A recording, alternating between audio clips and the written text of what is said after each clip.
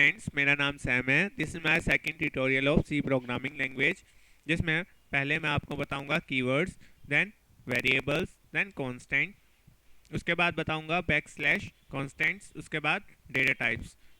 First, keywords. Keywords are the words whose meaning has already explain और defined to the C compiler. Keywords वो words होते हैं जिनका पहले से ही मीनिंग और डेफिनेशन कंपाइलर के अंदर डिफाइंड है, जिसको हम चेंज नहीं कर सकते। यही the keywords can not be used as variables. Keywords को हम वेरिएबल्स के तौर पे यूज नहीं कर सकते, because if we do so, अगर हम ऐसा करते हैं, we are trying to assign a new meaning to the keywords. हम कीवर्ड्स का नया मीनिंग डिफाइन करने की कोशिश करते हैं, जो कि सी में अलाउ नहीं है, which is not allowed. The keywords are also called reserve words. Keywords को हम रिजर्व वर्ड्स भी बोल सकते हैं, क्योंकि इनका मीनिंग पहले से ही कंपाइलर में डिफाइंड है और इनको हम चेंज भी नहीं कर सकते।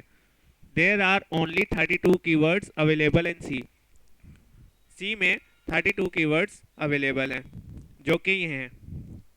आपको इन्हें लर्न करने की ज़रूरत नहीं है, क्योंकि जब हम आगे प्रोग्राम्स बनाते जाएंगे उनमें ये ऑटोमेटिकली आपको याद होते जाएंगे। तो ये हैं वो 32 कीवर्ड्स। चलिए नेक्स्ट चलते हैं। Variables. Variables is an identity that may change. Variables वो आइडेंटिटी होती है जो चेंज हो सकती है। A variable is nothing.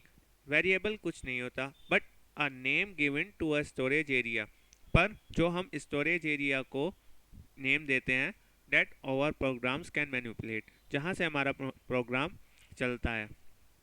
A variable definition tells the compiler where and how much storage to create for the variable. Variable definition बताती है compiler को कितना और कहाँ पे स्टोरेज क्रिएट करे वेरिएबल के लिए। A variable definition specify a data type and containing a list one or more variables. जो वेरिएबल की डेफिनेशन होती है वो डेटा टाइप, उसमें डेटा टाइप होता है और लिस्ट ऑफ वन और मोर वेरिएबल्स, जैसे कि आप एग्जांपल में देख सकते हैं। इंट यहाँ डेटा टाइप है और A B C 3 variable name है। चलिए अब वेरिएबल्स के रूल देखते हैं। वेरिएबल्स के 3 रूल होते हैं। The first character of a variable name must be an alphabet और अंडरस्कोर। जो वेरिएबल का फर्स्ट नेम होता है,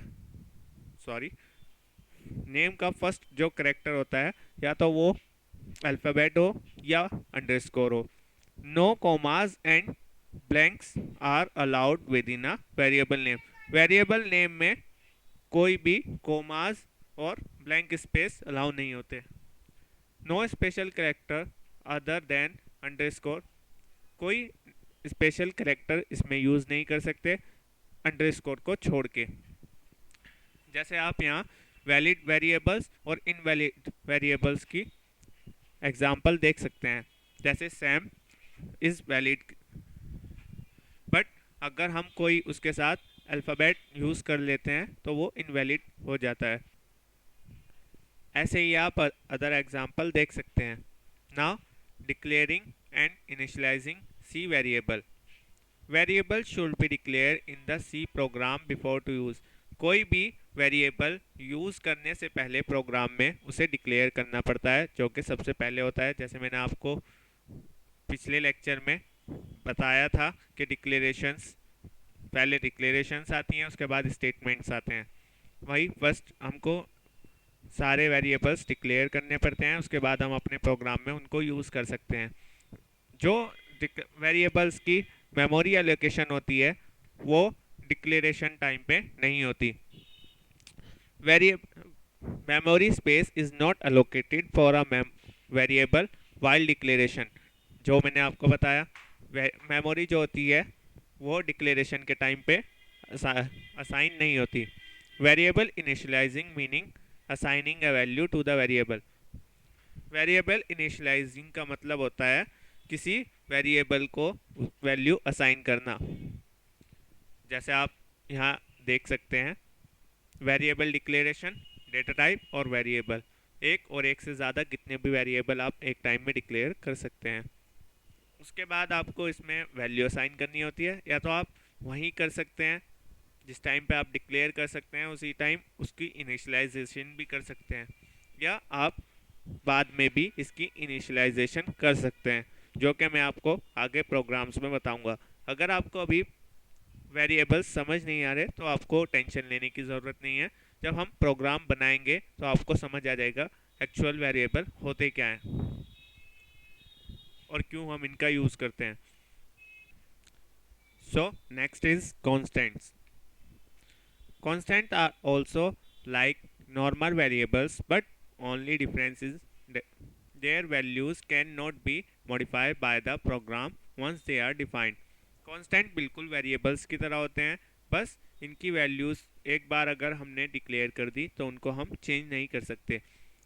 एग्जाम्पल, जैसे हम पाई की वैल्यू कभी चेंज नहीं कर सकते, ऐसे ही हम कांस्टेंट की वैल्यू एक बार डिफाइन करने के बाद चेंज नहीं कर सकते। Constant refer to fixed values, वही इसकी वैल्यूज फिक्स्ड होती हैं। Constant may belong to any of the data type. Constant किसी भी डेटा टाइप से बिलोंग कर सकता है, इन फ्लोट चार्ट किसी से भी। ये आपको आगे डेटा टाइप्स में पता लग जाएगा।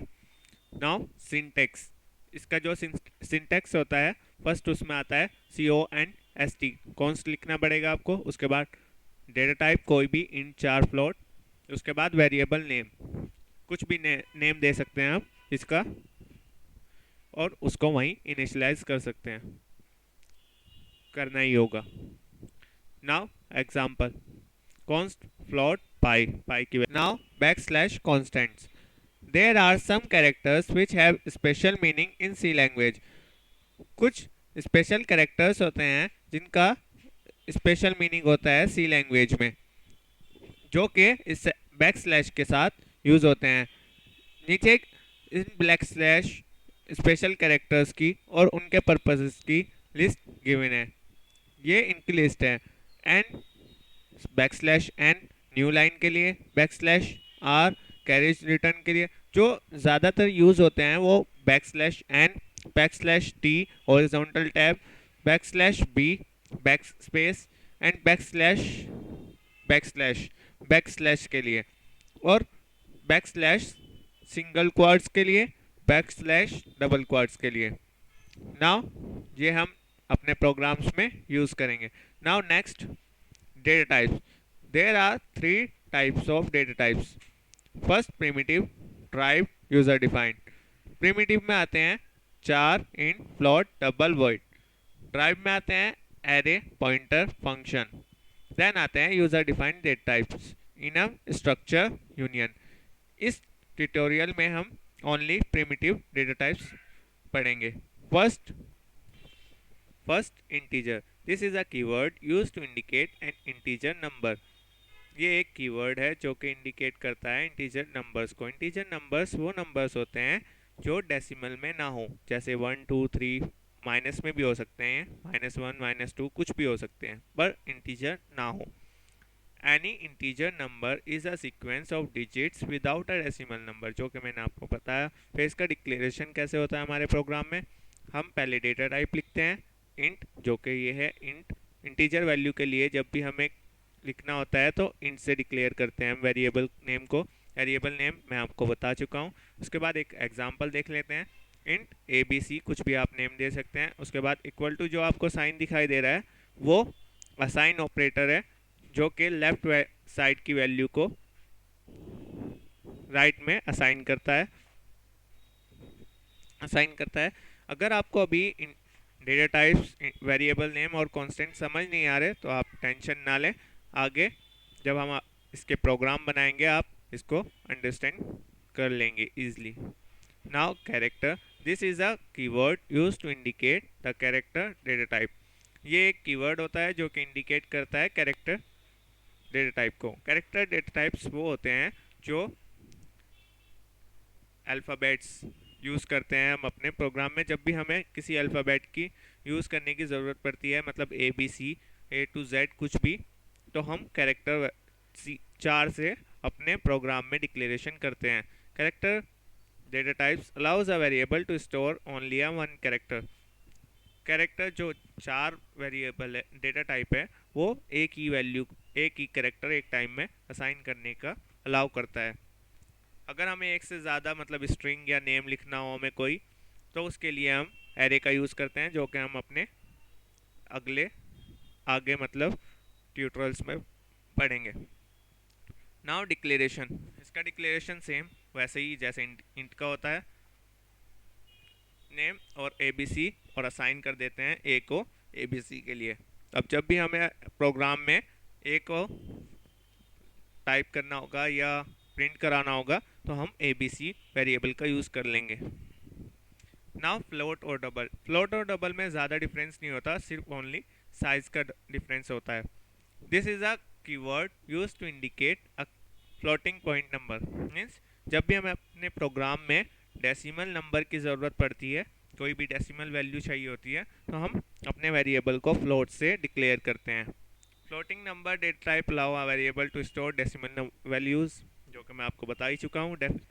जो भी हमें अपने प्रोग्राम में डेसिमल नंबर्स की ज़रूरत पड़ती है तो हम फ्लोट या डबल का यूज़ करते हैं। अगर हमारी वैल्यू बहुत बड़ी है तो डबल का, अगर थोड़ी छोटी है तो फ्लोट का।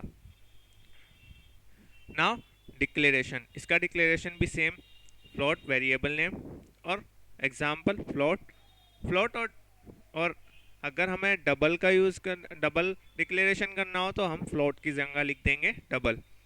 बस इतना ही डिफरेंस होता है फ्लोट और डबल में, बस माइनस साइज का डिफरेंस। जैसे किसी कंपाइलर में फ्लोट का साइज होता है 4 बाइट और डबल का साइज होता है 8 बाइट। नाउ साइजेस देख लेते हैं इनके, जो कि टर्बो सी में होते हैं, C++ में होते हैं। वेरिएबल टाइप कैरेक्टर, कीवर्ड 4, जो इसका बाइट होता है 1 बाइट होता है कैरेक्टर का, और रेंज जो होती है इसकी -128 से +127 तक।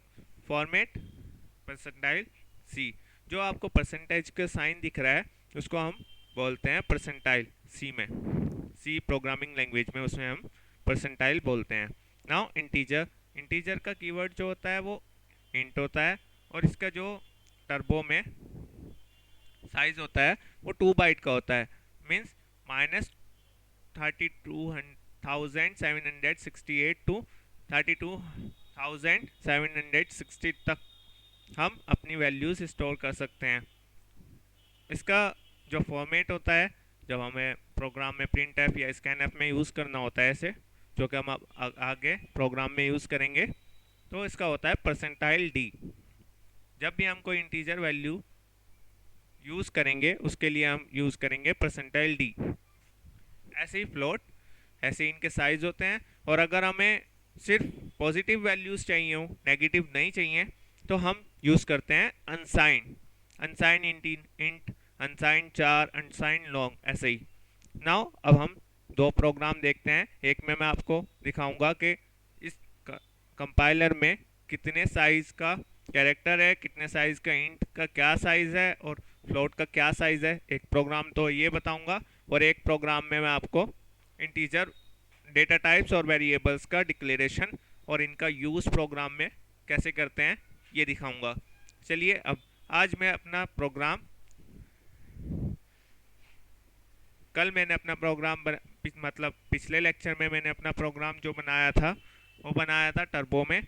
आज मैं आपको कोड ब्लॉक में प्रोग्राम बना के दिखाऊंगा, क्योंकि अब ज़्यादा जो क्रेज़ में है वो कोड ब्लॉक्स है, मतलब ये लेटेस्ट है, इसलिए हम लेटेस्ट प्लेटफॉर्म पे वर्क करते हैं। फर्स्ट आपको, अगर आपके पास कोड ब्लॉक नहीं है तो आप नीचे लिंक में से इसको उठा सकते हैं। देन आपको इसको ओपन करना है। इंस्टॉल करने के बाद ये ओपन होके हमारे सामने आ गया। तो कोड ब्लॉक्स में फर्स्ट आपको, अगर आपके पास डाउनलोडेड नहीं है देन आप नीचे लिंक से डाउनलोड कर सकते हैं। तो इसे इंस्टॉल करने के बाद जब ओपन करेंगे उसके बाद आपको नई फाइल बनानी है। यहाँ से फाइल में जाना है, न्यू, देन एम्प्टी फाइल पे क्लिक करना है। उसके बाद आपको ऐसा आ जाएगा, उस पर आपको अपना प्रोग्राम टाइप करना है। देन यहाँ जहाँ मेरा माउस है यहाँ आपको राइट क्लिक करना है। देन ये ऑप्शन आएंगे, उसमें आपको सेव करना है। आप कहीं भी लोकेशन चूज़ कर सकते हैं, डेस्कटॉप, कहीं भी। मैंने डेस्कटॉप चूज़ कर लिया।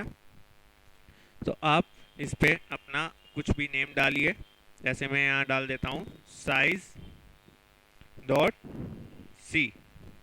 देन उसके बाद आप सेव पे क्लिक कर दीजिए। देन ये आपका प्रोग्राम, अब यहाँ से आपको कंपाइल और रन एक साथ कर सकते हैं आप यहाँ ऊपर जहाँ मेरा माउस है बिल्ड एंड रन पे क्लिक करना है। देन आपका आउटपुट आपके सामने आ जाएगा। ये रहा आपका आउटपुट। साइज ऑफ कैरेक्टर इसमें 1 बाइट होता है, साइज ऑफ इंट इसमें 4 बाइट्स का होता है, जैसा कि मैंने बताया था। टर्बो में 2 बाइट्स का होता है, पर ये लेटेस्ट वर्जन का क्लोड ब्लॉक्स लेटेस्ट वर्जन है, इसलिए इसमें 4 बाइट्स है। तो size of double 8 byte, float 4 byte है इसमें। सो ये अगर आपको किसी भी प्रोग्राम में साइज चेक करना हो तो आप इसका यूज़ कर सकते हैं, साइज ऑफ ऑपरेटर का। ये एक ही इसमें ऑपरेटर है जिसका लुक फंक्शन की तरह है, पर ये ऑपरेटर है, तो रिमेंबर डेट। और कल मैंने आपको बताया था प्रोग्राम में वॉइड, आज मैं बता रहा हूँ आपको इंट। वॉइड की जगह मैंने आज रिटर्न टाइप में इंट रखा है। अगर आपको यहाँ इंट लिखते हैं तो उसके बाद आपको अपने प्रोग्राम में अंदर कुछ वैल्यू रिटर्न करानी पड़ेगी। क्योंकि हम यहाँ कोई रिटर्न नहीं करा रहे हैं तो हमें रिटर्न 0 लिखना पड़ेगा, ये बताने के लिए कंपाइलर को कि हमारा प्रोग्राम बिल्कुल ठीक है, सक्सेसफुली रन हो जाए। तो ये हो गया आपका साइज ऑफ का प्रोग्राम।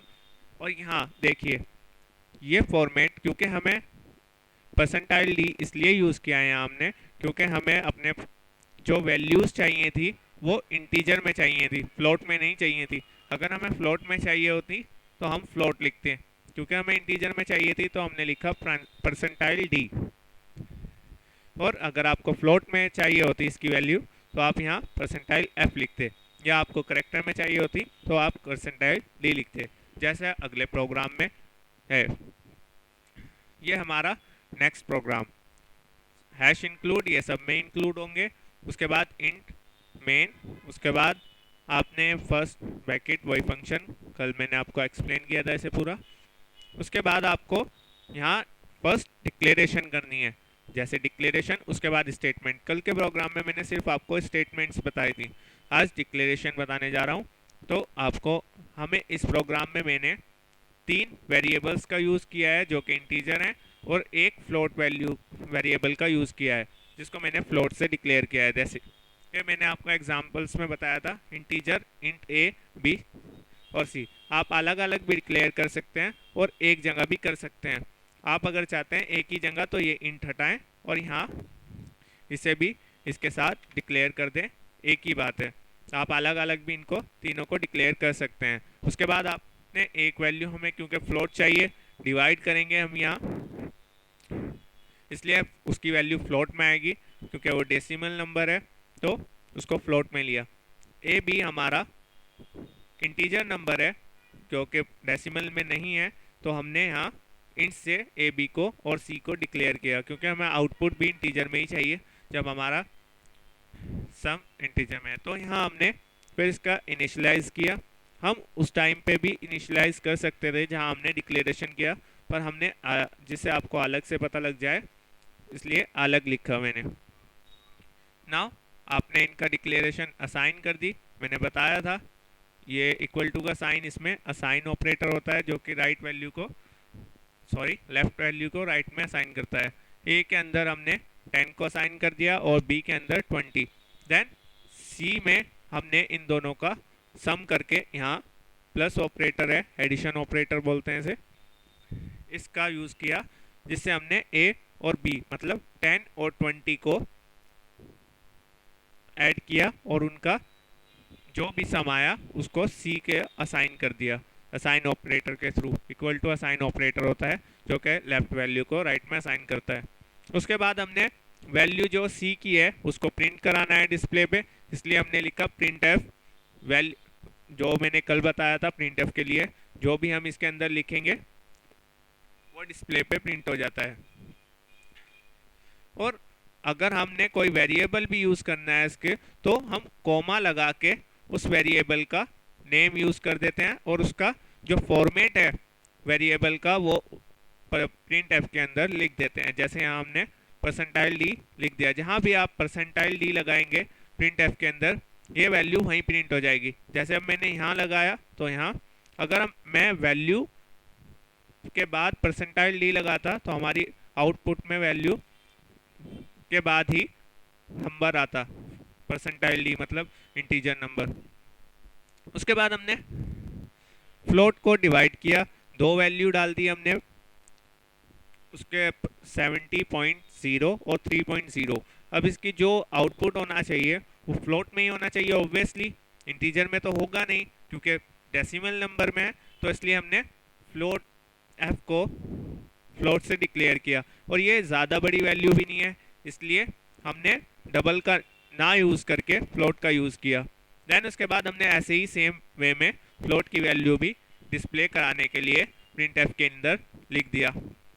जैसे कि आप देख सकते हैं यहाँ इंटीजर वैल्यू के लिए हमने क्या यूज़ किया था, परसेंटाइल डी, और यहाँ फ्लोट वैल्यू के लिए हमने क्या यूज़ किया, परसेंटाइल एफ। तो आप यहाँ फ़र्क देख सकते हैं, अगर हमें परसेंटाइल मतलब डेसिमल वैल्यूज़ चाहिए तो हम लिखेंगे परसेंटाइल एफ, और अगर हमें इंटीजर वैल्यू चाहिए तो लिखेंगे हम परसेंटाइल डी, और अगर हमारा यहाँ करेक्टर होता कोई तो हम लिखते हैं परसेंटाइल सी। और जो भी वेरिएबल नेम होता है जिसको हमें डिस्प्ले कराना है, मतलब जिसकी वैल्यू जिस वेरिएबल नेम की, उसको हम प्रिंट एफ के अंदर कोमा डाल के आगे लिखते हैं, और हम एक से ज़्यादा भी प्रिंट करा सकते हैं। जैसे अगर हमें इसी में सी की वैल्यू भी प्रिंट करानी है, देन हम लिखते हैं इसके आगे एक कोमा और सी की वैल्यू। देन हमें एक और चीज़ की यूज़ पड़ती है इसके आगे, हम कहीं भी जैसे जहाँ भी हम परसेंटाइल डी का यूज़ करते, परसेंटाइल डी, देन हमारी वैल्यू यहीं प्रिंट होके आ जाएगी। चलिए देखते हैं। फर्स्ट हमें वही सेव करना है, इसे कहीं भी लोकेशन दे दीजिए, मैंने डेस्कटॉप दे दी, और उसके बाद इसका नाम दे देता हूँ कुछ भी, ab.c एक्सटेंशन होता है सी का, सेम। अब वही हमें यहाँ से ऊपर ग्रीन बटन जो आपको दिखाई दे रहा है इस पर क्लिक करना है, बिल्ट एंड रन। नाउ हमारा आउटपुट आ गया, वैल्यू ऑफ सी, जैसे हमने जहाँ परसेंटाइल डी का यूज़ किया था वहाँ हमारी परसेंटाइल डी की वैल्यू आ गई। देन हमारा वैल्यू ऑफ फ्लोट, फ्लोट की वैल्यू चाहिए थी हमें, तो वहाँ वैल्यू ऑफ फ्लोट इंटीजर, क्योंकि हमने आगे पीछे कर दिया है इसलिए हमारा आउटपुट गलत आ रहा है, क्योंकि हमने जहाँ हमें प्रिंट करवानी थी फ्लोट की वैल्यू वहाँ हमने इंटीजर करा दी है, और जहाँ हमें इंटीजर की करानी थी फ्लोट करा दी है। देखिए आप इसका भी एग्जाम्पल आपको मिल गया कि गलती कैसे होती है। अब देखिए मैं आपको सही करके दिखाता हूँ इसको। आपने पहले f का यूज़ किया तो आपको यहाँ पहले f लिखना था। अगर आप यहाँ c कर देते हैं और यहाँ f, क्योंकि सीक्वेंस वाइज जो परसेंटाइल डी अगर आपने यूज़ किया है तो उसके अकॉर्डिंग ही यहाँ भी परसेंटाइल पहले c का ही इंटीजर वैल्यू की आनी चाहिए वैल्यू, और अगर हमने परसेंटाइल डी पहले यूज़ किया होता तो f पहले आता। तो इसमें अब देखिए आउटपुट, देखिए ये हमारा आउटपुट अब सही हो गया है, जैसे आप एग्जांपल देख सकते हैं। तो इस चीज़ का ध्यान रखिए क्योंकि ये एरर्स बहुत आते हैं। So thank you guys for watching. For next lecture please comment, like, share and my video and also subscribe. Thank you guys, bye.